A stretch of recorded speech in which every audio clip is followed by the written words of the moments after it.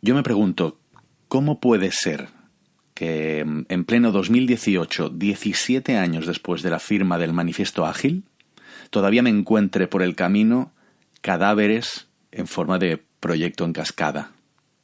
¿Cuántas evidencias hacen falta? ¿Cómo es posible que aún no hayamos entendido que no funciona?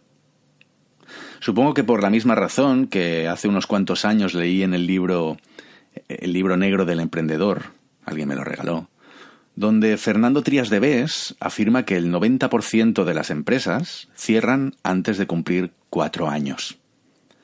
Me da la sensación de que como especie no somos muy buenos aprendiendo de los errores de los demás. Quizá, y solo quizá, somos un poquito mejores aprendiendo de los propios, aunque esto es una hipótesis. Donde sí somos muy buenos es encontrando excusas. No sé si estaréis de acuerdo. Usamos expresiones como en el mundo real al final tampoco hay tiempo para pararse a aprender a hacer las cosas de otra manera, o en el mundo real yo lo que necesito es un precio, alcance y tiempo cerrados. Es lo que hay. La cuestión es que en esos casos el mundo real deja de ser un lugar, se convierte en una excusa. Si de una forma u otra eres responsable de la transformación de la compañía donde trabajas, aquí encontrarás la manera de desactivar esos pretextos. Ese portazo al cambio, ese aquí no se puede.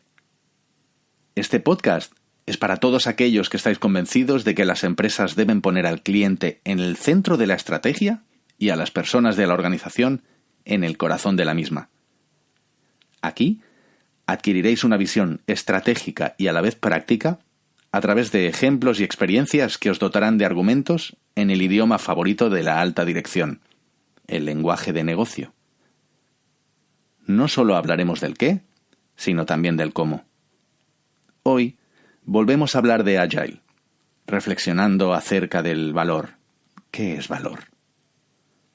Soy Carlos Iglesias, CEO en Runroom y profesor en varias universidades y escuelas de negocio como ESADE, K-School o BAU.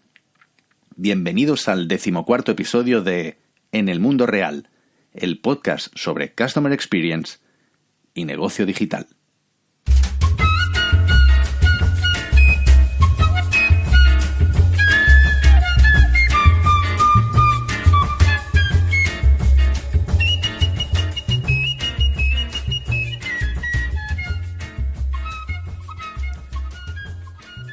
He decidido que este va a ser el último capítulo de la primera temporada de En el Mundo Real. Vienen vacaciones, necesito descansar, hacer retrospectiva, reflexionar sobre lo que he hecho hasta ahora, mirar hacia adelante, incorporar aprendizajes. Volveré seguro. ¿Cuándo? Pues aún no lo he decidido. Necesito hacer esa reflexión un poquito. Lo que tengo claro es que voy a hacer un parón en verano, ¿sí? Os invito a los que no lo habéis hecho o a los que os habéis incorporado al programa desde la mitad, pues que aprovechéis para revisitar episodios antiguos. Bueno, o visitar, si no lo has hecho todavía. Vamos, que me lío. En general, la valoración que hago ahora mismo es súper positiva. Tengo aquí algunos datos. En este medio año, la verdad es que he sido bastante regular, excepto un par de entregas que se me torcieron y me las salté, como la última, como la de hace 2 semanas. He ido publicando bisemanalmente. El de hoy es como decía, el 14º episodio, y contando el episodio 0, según ebooks, hemos pasado de las 10.000 escuchas. Por tanto, la media de escuchas por episodio ronda los 670. Cosa que a mí me parece una pasada, realmente. Yo no esperaba tener esta audiencia. Hay cosas a mejorar, como la duración media, pero como digo, muy, muy contento también con mi propia evolución, como conductor del programa. Me siento mucho más seguro. Desde los primeros episodios creo que he ganado fluidez, ritmo, estructura. Definitivamente muy contento. Y ese síndrome del impostor del que hablaba en el episodio piloto, pues bueno, creo que estoy aprendiendo a mantenerlo bien a raya, poquito a poquito.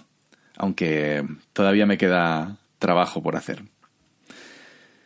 En fin, vamos al episodio de hoy, si os parece. Esta reflexión viene del episodio 11 sobre Agile, donde no sé si recordáis que hablábamos para mí Agile lo explicaba como en 4 grandes conceptos, ¿no? El primero era entrega temprana y frecuente de valor. El segundo era acerca de la cross-funcionalidad, el tema de romper los hilos funcionales, que son el porqué de Waterfall, ¿no? de la metodología en cascada. El tercero era el equipo motivado, las personas motivadas. Y el último era Kaizen, la mejora continua, ¿no? Entonces, bueno, me gustaría hacer la reflexión sobre el valor, ¿no? Este primero de los conceptos, la entrega temprana y frecuente de valor. ¿Por qué las cosas valen lo que valen? El valor viene del costo de producción. ¿Las cosas valen más porque cuesta más producirlas o valen más si son más útiles, ¿no? Entonces me he puesto a revisar las reflexiones que han habido y las discusiones que han habido en el campo de la economía a lo largo de la historia, y la verdad me he encontrado con un debate que me ha sorprendido y que ocupó siglos, ¿no? Y que aún hay cierto debate alrededor, ¿verdad? Un momento clave de esta historia viene de la mano de la escuela clásica de economía, de Adam Smith, David Ricardo y toda esta gente, que, como digo, son los máximos exponentes de esta escuela, ¿no? De la escuela clásica. Entonces, a ese nivel, esa primera reflexión acerca del valor, Smith diferencia entre valor de uso y valor de cambio, ¿no? Él no cree que el valor de uso de un producto resulte económicamente significativo, ya que existen objetos que son muy útiles y que, sin embargo, pues no se intercambian. El valor de cambio, por otro lado, pues es aquel que establece cuánto de un producto se debe intercambiar para obtener otro.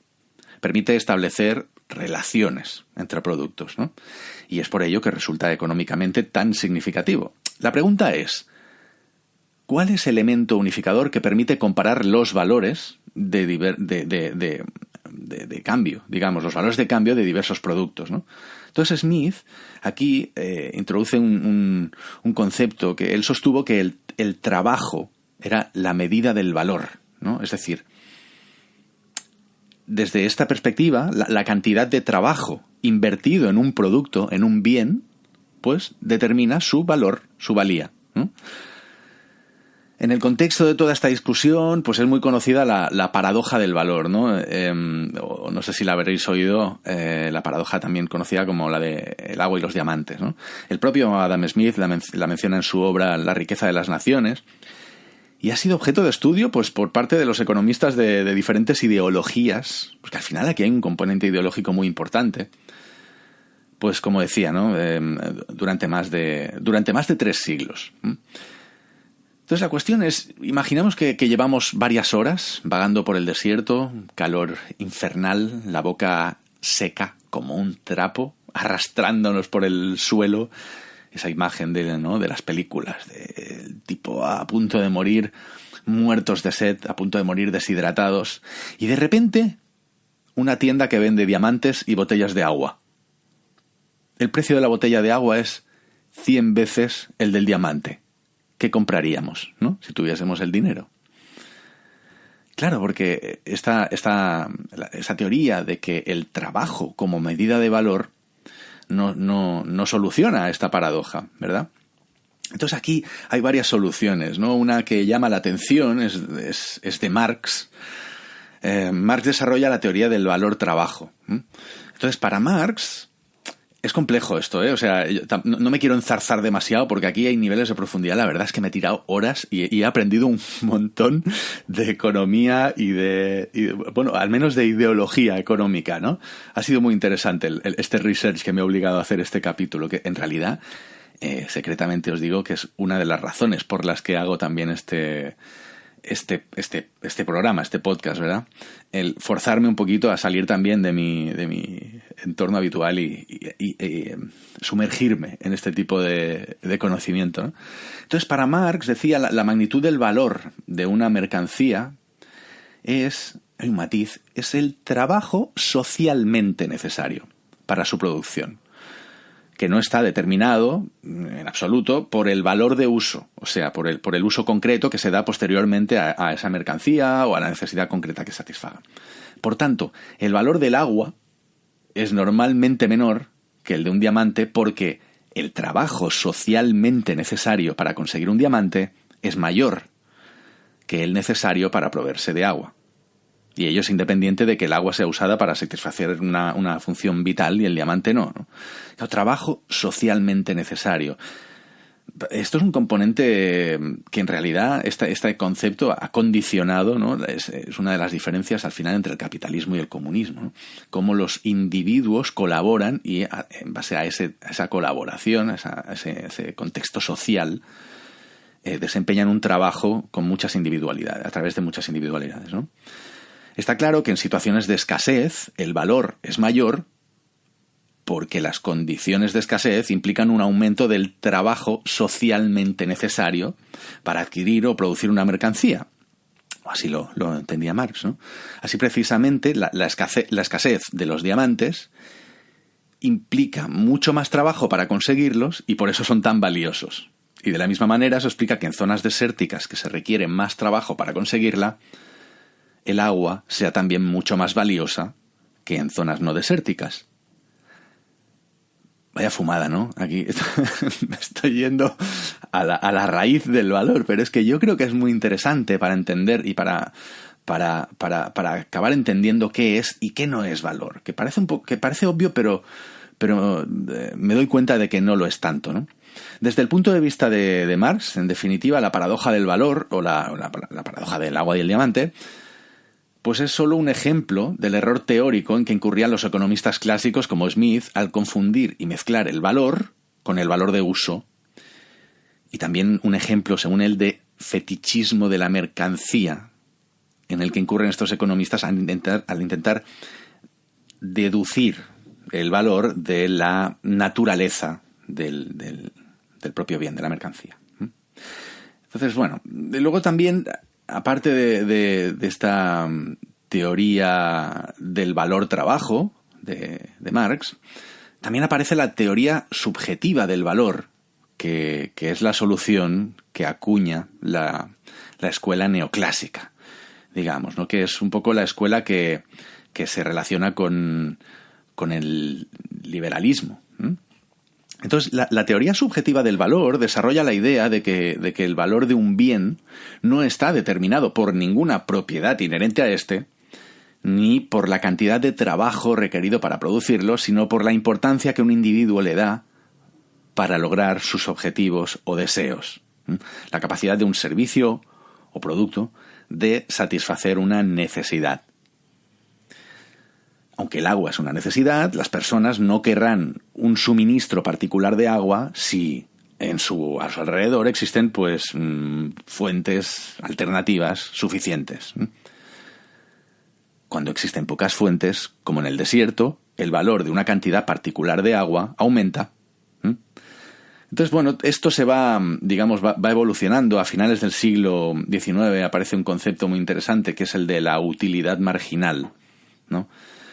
Dentro de la teoría subjetiva del valor, ¿verdad? La teoría de la utilidad marginal dice que el valor de un bien no está determinado por cuánto trabajo se ejerció en su producción, como la teoría del valor trabajo, ni en la utilidad total. Más bien, su precio es determinado por su utilidad marginal. Es decir, el primer vaso de agua cuando estamos sedientos nos resulta pues extremadamente útil, nos produce una enorme satisfacción o bienestar, ¿no? Pero los sucesivos vasos nos aportarán un bienestar mucho menor y llegará a un nivel de consumo en el que nuestra utilidad total no seguirá aumentando por el hecho de que bebamos litros y litros y litros, ¿no? Se entiende por utilidad marginal de un determinado bien el aumento o la disminución en la utilidad total que nos supone el hecho de consumir una unidad adicional del mismo, ¿no? Entonces, bueno, una mayor disponibilidad pues hará decrecer la utilidad marginal y viceversa. La escasez incrementará la utilidad marginal de un bien.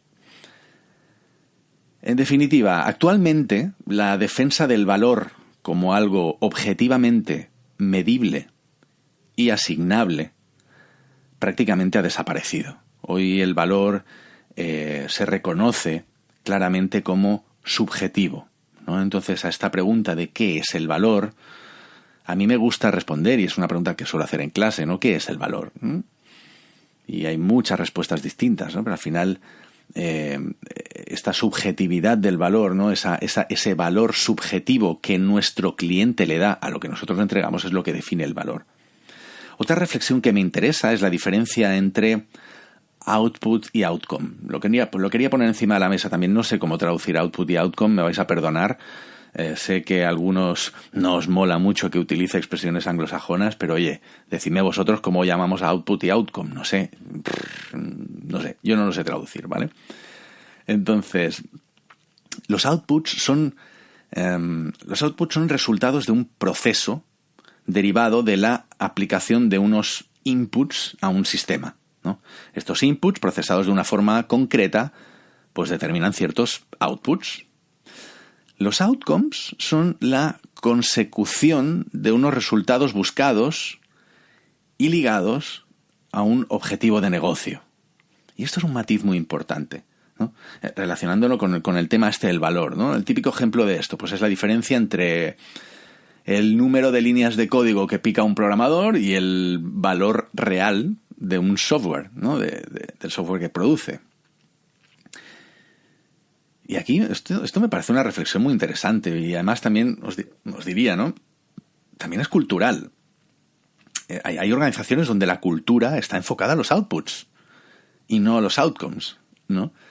No sé, por ejemplo, pues esa inclinación de los departamentos a que su entregable, el valor que ellos entregan, en realidad son outputs enfocados a o bien hacer reporting o bien justificar su trabajo de cara al resto de departamentos o bien a incluso consumir recursos económicos, ¿no? Para que no les quiten el presupuesto.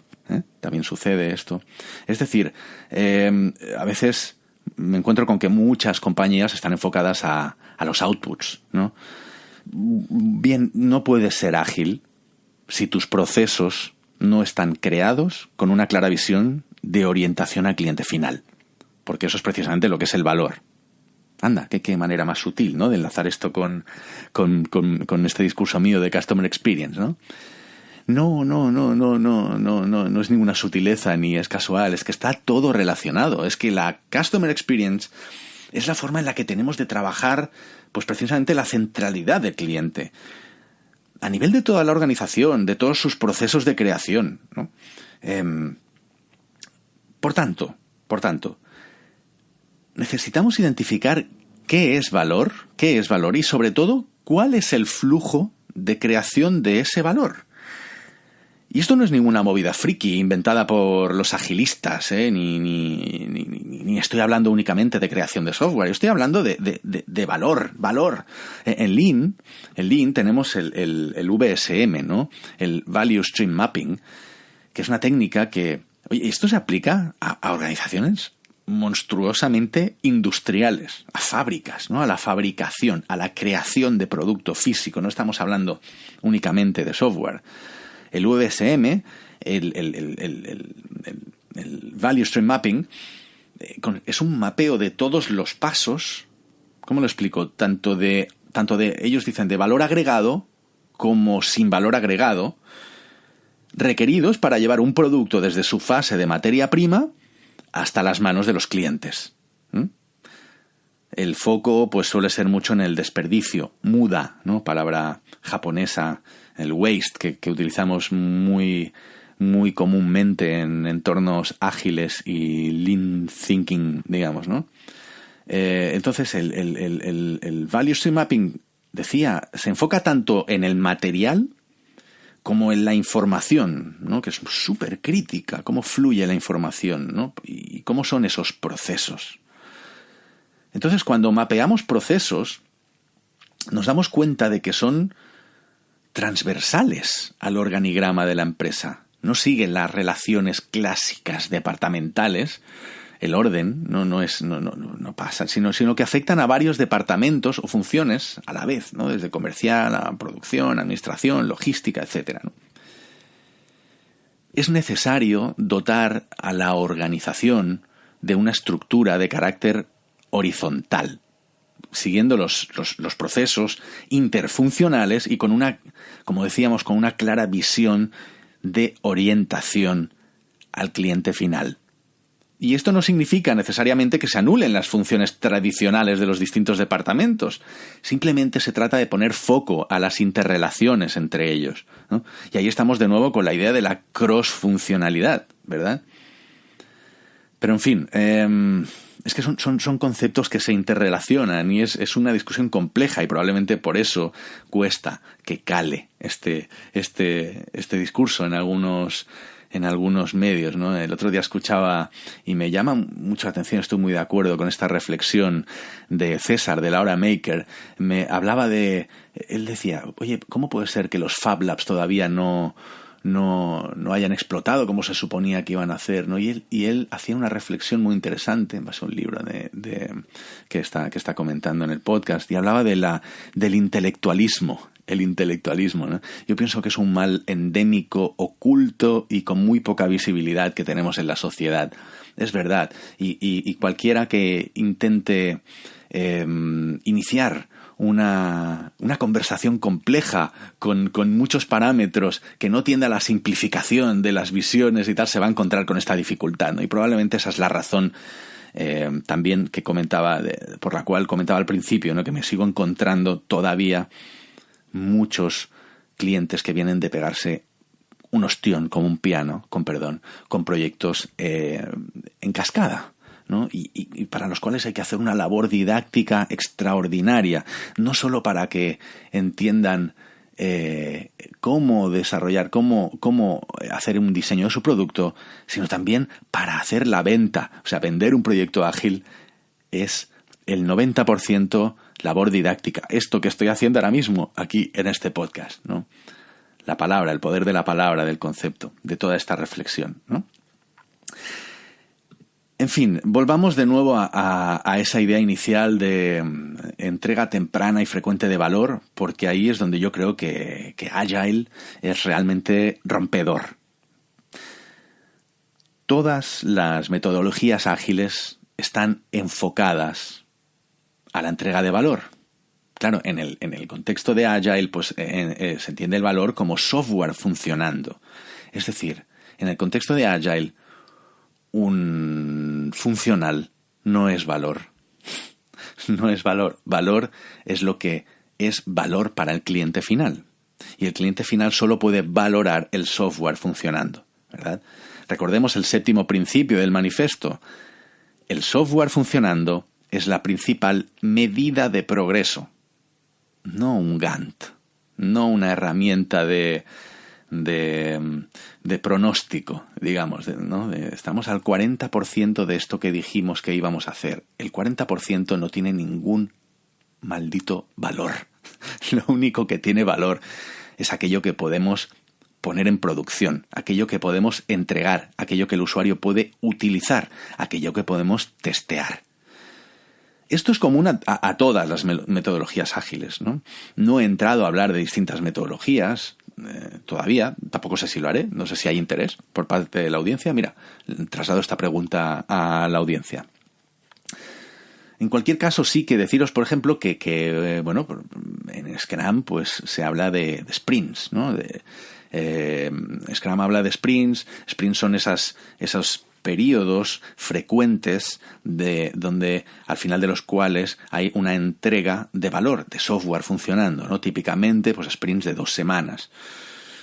En Kanban, por ejemplo, lo que se trabaja es el flujo de la entrega de valor. Es decir, es un flujo constante de entrega de valor. Pero ese valor, Ese valor se entiende de la misma manera. Si bien en Scrum se trabaja con historias de usuario y en Kanban no prescribe las historias de usuario, se puede trabajar con tareas directamente, el foco es esa entrega de valor, y entendido valor como precisamente como algo testeable, como algo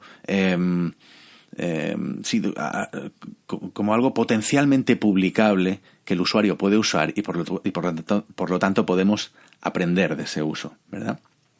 Es la forma en la que Agile tiene de comerse el elefante a cachitos, ¿no? Tú tienes un enorme proyecto, lo puedes dividir, como decíamos en el episodio 11, pues por primero el análisis funcional de todo, luego todos los wireframes de todo, luego todo el diseño, los colorines y las tipografías de todo, luego y al final programamos y desplegamos.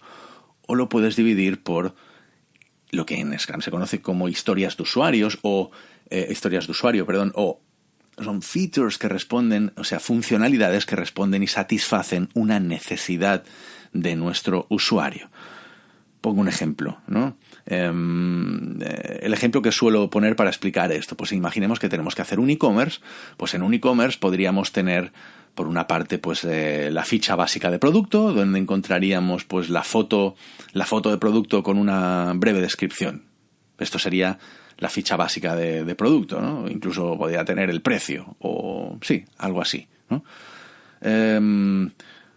Podríamos tener una funcionalidad que itere esa propia funcionalidad, esa historia de usuario de ficha de producto, que fuese valoración de ese producto, ¿no?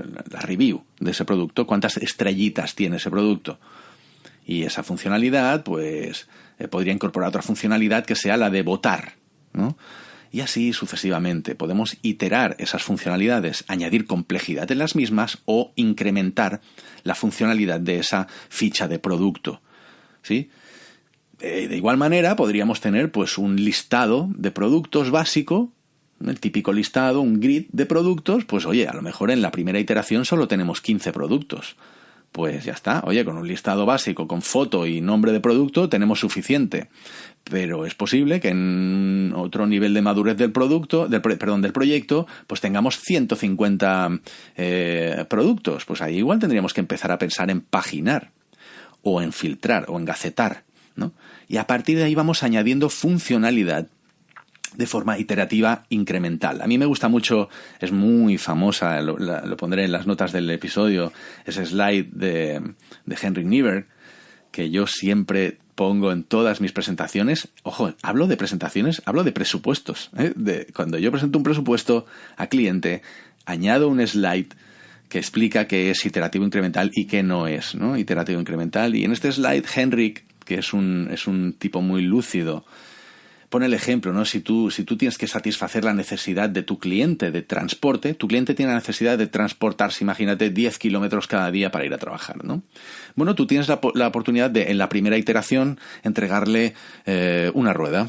En la segunda, entregarle las 4 ruedas unidas por sendos ejes, ¿no? Y un cigüeñal.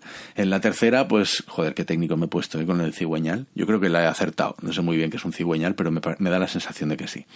En la tercera iteración decía, pues igual, pues podrías entregarle esas 4 ruedas con los 2 ejes con el cigüeñal con el chasis, digamos, ¿no? En la cuarta le podrías añadir los asientos y en la quinta el motor y el volante y los pedales, ¿no? No es hasta la quinta iteración cuando estamos recibiendo valor, porque a mí no me sirve para nada, no me sirve para absolutamente nada tener 4 ruedas con un chasis, por muy protegido del frío que esté, ¿no? Y con unos asientos, por muy cómodos que sean y por muy bonito que sea el diseño del coche, no me sirve para absolutamente nada cuando mi necesidad es poder transportarme, ir a trabajar a 10 kilómetros de mi casa en un vehículo, digamos, ¿no? Henrik Nieberg explica lo que significa de verdad iterativo incremental diciendo, mira, es que en la primera iteración te voy a entregar un patinete, un monopatín te voy a entregar, ¿no? Y en la siguiente te voy a entregar scooter, me parece que se llaman ahora, ¿no? Un patinete de toda la vida, con su manillar, y tú vas a ir un poquito más cómodo que con el monopatín, que hoy es un poquito más precario, ¿no? Pero es que a lo mejor en la siguiente iteración, pues a lo mejor puedo cambiar las ruedas, poner un par de ruedas más grandes, incluso un asiento, y puedes ir sentado en ese monopatín, y a lo mejor en la siguiente le podemos añadir unos pedales con una cadena que vaya, y entonces no tienes que ir pateando el suelo, cosa que es muy incómoda, sino que le podemos añadir incluso unas marchas a esa cadena, y al final vas a tener una bicicleta. Y en la siguiente iteración le podemos añadir un motor eléctrico a esa bicicleta, y en la siguiente un motor mucho más potente de gasolina, por ejemplo, y acabas teniendo una motocicleta. Así hasta que en la última iteración te voy a entregar un coche funcionando. En cada una de esas iteraciones yo te voy a entregar valor funcional, valor funcionando, ¿no? Y esto para mí es muy clave, ¿no? Comerse el elefante a cachitos. En Scrum hablamos de historias de usuario, ¿no? La gracia de esto es cómo hacemos para que un equipo multidisciplinar trabaje conjuntamente, ¿no? Los UX, los UI designers, los UI designers, los frontends, los backends, la gente de contenidos, los copies, la gente de marketing, ¿no? ¿Cómo hacemos para entregar valor de forma iterativa incremental cada 2 semanas? Bueno, digo 2 semanas, por ejemplo, en Runroom los equipos entregan valor a cliente en aquellos proyectos donde digamos, entregamos por sprints a cliente, entregan valor cada 2 semanas, pero nosotros tenemos sprints internos de revisión, de review, de planificación de 1 semana, por ejemplo, ¿no? O sea, al final no se trata de seguir un libro, no se trata de coger el manual de Scrum y seguirlo a pies juntillas, pues porque es que son 16 páginas, ¿eh? Es que Scrum, si os bajáis la Scrum Guide, os lo podéis leer en media hora. No se trata de eso, ¿no? Se trata de entender qué significa valor, cómo podemos organizar nuestra estructura formal, informal, para poder optimizar precisamente ese flujo de creación de valor, no solo esos outputs, sino también ese outcome final, ¿no? Donde, claro, ¿cuál es la ventaja de todo esto? Un poco como cierre del episodio, ¿vale? Como cierre del episodio de esta reflexión acerca de la entrega de valor frecuente. ¿Cuál es la ventaja de hacer entregas frecuentes y tempranas de valor? Pues a ver, sin ser muy imaginativos, lo más obvio es que si hacemos así las cosas, vamos a poder testear y recibir feedback constantemente. Y esto es brutal, la diferencia, ¿no? Que yo pueda empezar a testear una propuesta de valor, si se entiende lo que estoy ofreciendo, si la gente está interesada en mi producto y lo compra o no lo compra desde la primera iteración, ¿verdad? Porque además podemos ser muy inteligentes y decir, oye, vamos a hacer que en la primera iteración, vamos a ordenar la entrega de valor por lo que vamos a hacer primero lo que más valor aporta a nuestro cliente y vamos a dejar para iteraciones futuras aquello que menos valor le entrega, ¿no? Entonces, de esta forma podemos testear lo que es más importante, lo que más valor tiene y más retorno de valor tiene para nosotros, lo podemos testear muy pronto, al inicio, porque al final de cada iteración vamos a tener algo funcionando, que es verdad que no va a ser tu e-commerce completo, no va a ser tu super e-commerce con toda la funcionalidad de un e-commerce, pero os digo, en Runroom hemos hecho e-commerce en 4 sprints. Hemos hecho el lanzamiento de un producto industrial de venta, de un producto de moda, en 4 sprints. 4 sprints, en 2 meses. Hemos entregado un e-commerce donde ya la clienta podía comprar de punta a punta, podía entender cuál era el catálogo de producto, entrar dentro de una ficha de producto, comprar, pagar, hacer el checkout y recibir ese producto en su casa, ¿no? Y esto nos ha permitido ir iterando ese e-commerce, haciendo test de usuario, incorporando el feedback del call center, de las llamadas, de la atención al cliente, ir incorporándolo e ir diseñando ese producto maximizando el valor que entregábamos sprint a sprint a cliente. No, por lo tanto, la primera ventaja y la número uno, la que yo pongo por encima de todo, es el testeo y la recepción de feedback sobre lo que estamos haciendo. No esperamos al final a tener todo el e-commerce hecho para lanzarlo y ver si lo que hemos hecho tenía sentido o no tenía sentido, si nuestro usuario lo necesitaba, no lo necesitaba y, en definitiva, si le aportaba valor. La segunda ventaja que quiero destacar es que trabajando de esta forma, trabajando de forma iterativa incremental, enfocándonos a la entrega de valor iterativa incremental con entregas frecuentes y tempranas de valor, el cambio es bienvenido. El cambio es bienvenido. ¿Por qué?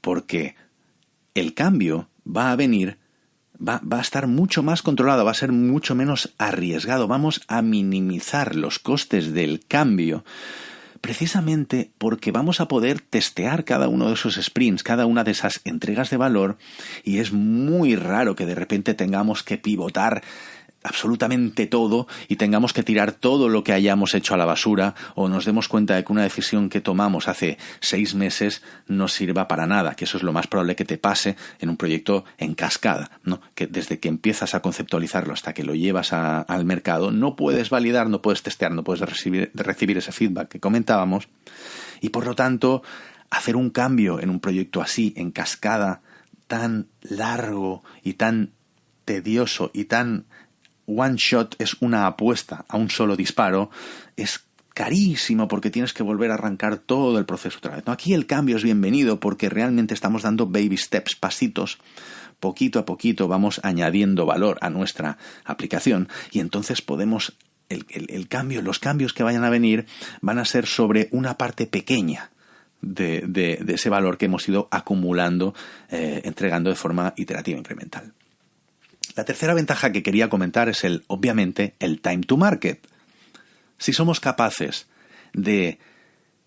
Imaginaos que ese e-commerce que decíamos antes no es tal, sino que en el primer sprint soy capaz de entregarte una landing page con la foto de tu producto, con una descripción muy bien hecha de tu producto, porque, ojo, ahora que digo muy bien hecho, aprovecho para decir que iterativo incremental no quiere decir que te voy entregando mierda y que te la acabo haciendo bonita de aquí a 4 sprints, no. Al final de cada iteración te voy a entregar software potencialmente publicable. Por lo tanto, tiene que estar perfecto de cara al usuario. Si se lo voy a publicar al usuario, no tiene que tener bugs, no tiene que ser feo, tiene que ser sencillo, lo suficientemente sencillo para que aporte el máximo, para maximizar esa entrega de valor. Pero no quiere decir que vaya a ser feo o chungo, ¿de acuerdo? Entonces, imaginaos, yo como plantearía, si queremos validar, si queremos lanzar un e-commerce, pero no tenemos claro de si el producto que estamos lanzando va a tener aceptación en el mercado, la estrategia más inteligente desde mi punto de vista sería, oye, vamos a empezar haciendo una landing page, una página de aterrizaje, o que esa página de aterrizaje sea una plantilla que yo manualmente luego pueda pues subir distintos productos, pero cada uno de ellos con una página, y voy a hacer campañas hipersegmentadas que me aterricen en esa landing page, y en esa landing lo único que voy a tener es la foto del producto, el texto que acompañe, los key benefits del producto, el precio y poco más.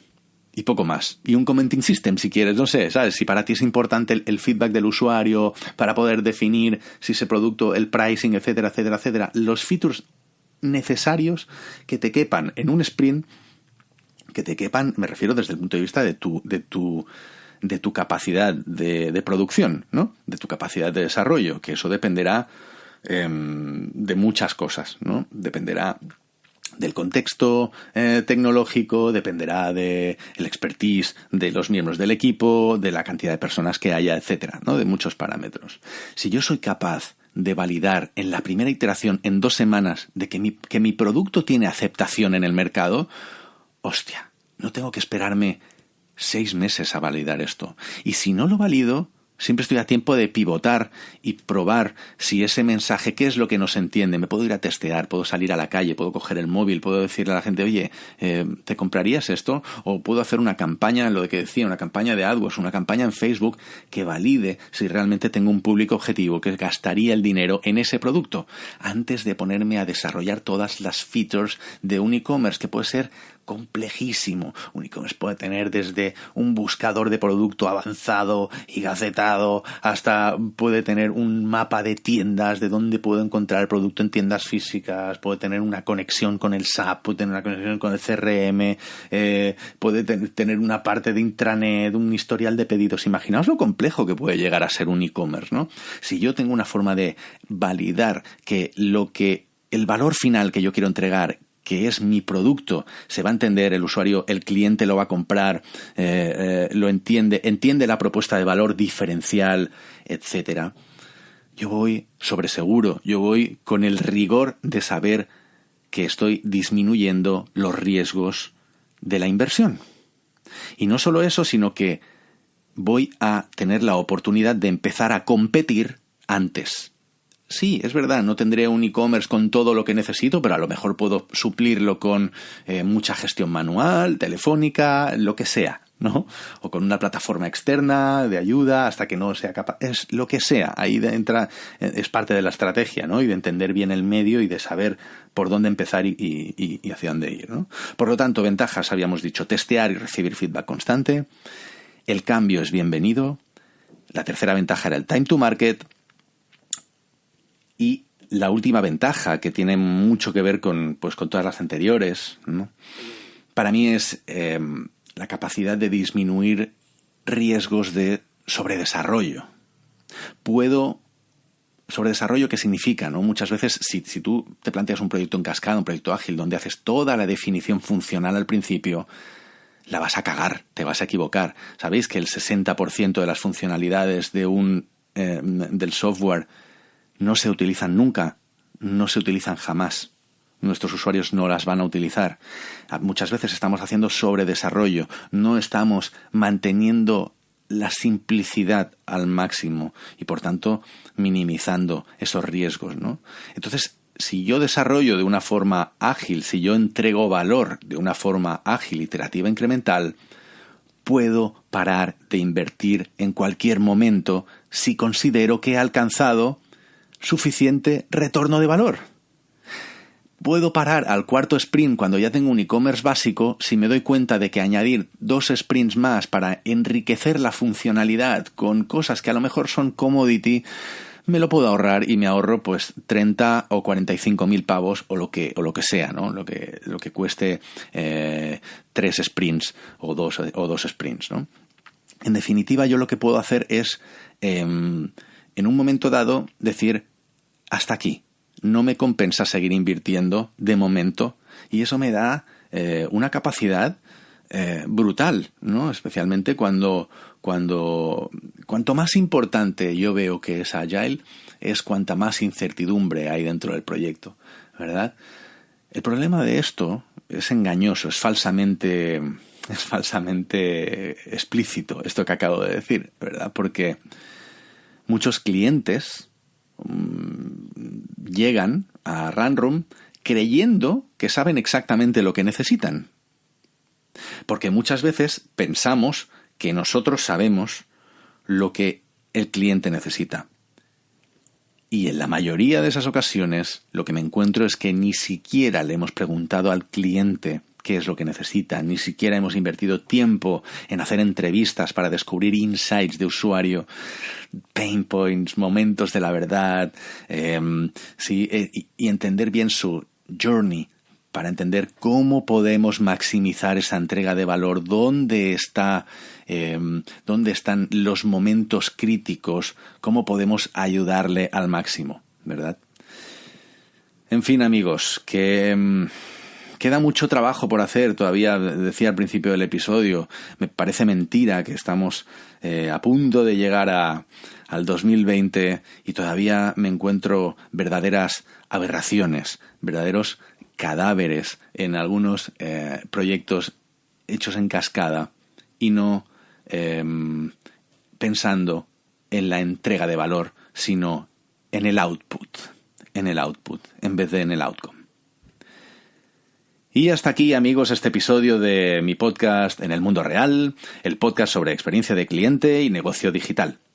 Muchísimas gracias por escuchar. Ya sabéis que para mí es súper importante saber qué pensáis, qué os ha parecido, os ha aportado algo, y especialmente ahora que me voy a tomar un periodo de reflexión. De verdad, os pediría, por favor, que si tenéis alguna experiencia relacionada o simplemente un feedback que queréis dejarme de cara a la siguiente temporada, a próximos episodios, pues ya bien sea con un comentario en la página del episodio, que os recuerdo que es carlosiglesias.info/E014, donde, por cierto, os voy a dejar, pues como siempre, un montón de recursos de utilidad, documentación de referencia del episodio, etcétera. O mejor aún por lo que os explico siempre, cuanto más likes tengo en iTunes, en iVoox, en Spreaker, cuanto más interacción, cuanto más comentarios me dejáis dentro de estas plataformas. Sabéis que estas plataformas son esas señales sociales, que diría Marx. Esas señales sociales son las que les ayudan a entender a qué podcast deben dar más o menos visibilidad, ¿no? Para mí sabéis que esto es súper importante.